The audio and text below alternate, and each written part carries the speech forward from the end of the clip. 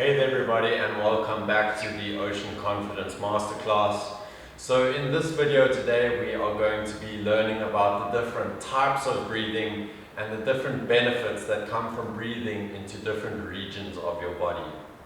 So when I talk about the different types of breathing, there are three main types of breathing.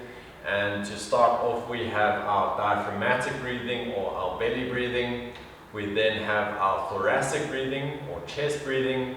And then the final type of breathing is clavicular breathing, right into the very top part of your lungs, just beneath your clavicle bone. Breathing into these three different regions has got different benefits, and in this video we are going to break down each different type of breath and the benefits that come with it. So when you take a nice big breath in and out, or in and out, your lungs are able to expand into different regions, and breathing into these different regions within your body has got different pros and cons. So in this part of the video, I'm just going to explain to you the different regions that your lungs are able to expand into and the different pros and cons of breathing into these different regions. So first of all, from the top we have our clavicular region, which is found just beneath our collarbone or our clavicle, and this is the very top 10% that our lungs are able to expand up into. And we only ever experience clavicular breathing if we have gone through some very strenuous exercise, or if you're in a highly stressed and panic state and your breathing is completely erratic. So basically breathing all the way up into your shoulders, you'll notice your shoulders rising and your chest rising.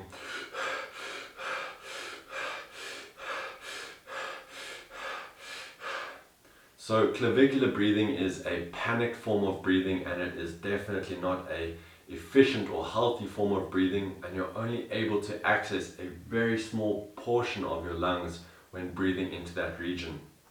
Furthermore, clavicular breathing will also stimulate your sympathetic nervous system, which is your fight or flight nervous system, and that will result in the release of stress hormones, and we want to completely avoid that as much as possible when it comes to surf survival situations and being out in the ocean. So that's clavicular breathing. We then have our thoracic breathing or our chest breathing, and that is just simply breathing into the chest region. So there are a few fundamental differences between thoracic breathing and diaphragmatic breathing, and it's important that you understand these differences so that you can see why it is important to breathe into your belly region as much as possible. So with our thoracic breathing or our chest breathing, it is a very energy intensive form of breathing, and we utilize a lot of different muscles in our upper torso to breathe into that chest region. So with chest breathing, your rib cage will expand upwards and outwards, and your shoulders will rise in order for your lungs to fill that chest cavity and for that air to come into your lungs as it expands into that chest cavity. So in order for this to happen, we use our shoulder muscles, our pectoral muscles, our back muscles, and our intercostal rib muscles. And obviously the more muscles that we use, the more energy that we use. So your chest breathing is not an efficient form of breathing, and furthermore what chest breathing does is it will trigger your sympathetic nervous system, which is your fight or flight nervous system, and this is what we want to avoid as much as possible when it comes to surf survival situations or being out there in the water.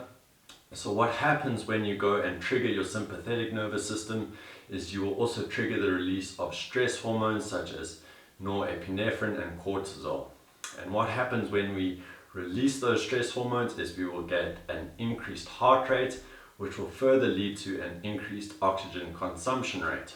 So obviously we want to avoid that as much as possible, and chest breathing is not an efficient form of breathing because we are accessing only 30% of our lung capacity. Furthermore, we are triggering our sympathetic nervous system, and furthermore than that, we are utilizing a lot of different muscles to breathe into that chest region. So that is why we want to concentrate on our diaphragmatic breathing or our belly breathing. So here I'm going into a demonstration of the thoracic breathing or chest breathing. And you will notice that as I breathe in, my chest rises upwards and outwards, the shoulders also rise, and the rib cage expands upwards and outwards. As I previously mentioned, this is a very energy intensive form of breathing, and we utilize a lot of different muscles to breathe into our chest region and for our lungs to expand into that thoracic cavity. Although it may look like we are taking a nice big breath in when we breathe in this manner, we are only accessing between 30 and 40% of our lung capacity when we are chest breathing. And now into a demonstration of diaphragmatic breathing or belly breathing. You will notice that when I inhale, my belly expands outwards, and when I exhale, the belly retracts back in. You can almost imagine it as if it is a balloon. As you inhale, your belly expands. As you exhale, your belly contracts. I will go on to explain how to correctly activate your diaphragm muscle and strengthen your diaphragm muscle in a further video. It is essential to master the diaphragmatic breath in the beginning of this course before we move on to more advanced surf-specific breathing techniques.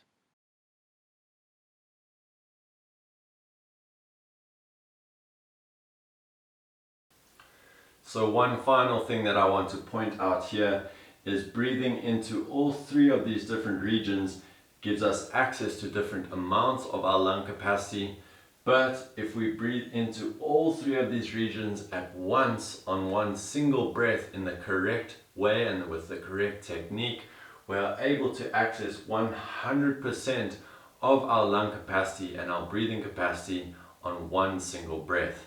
And I will explain the correct breathing technique to access 100% of your breath capacity or your lung capacity on a single breath in a further video.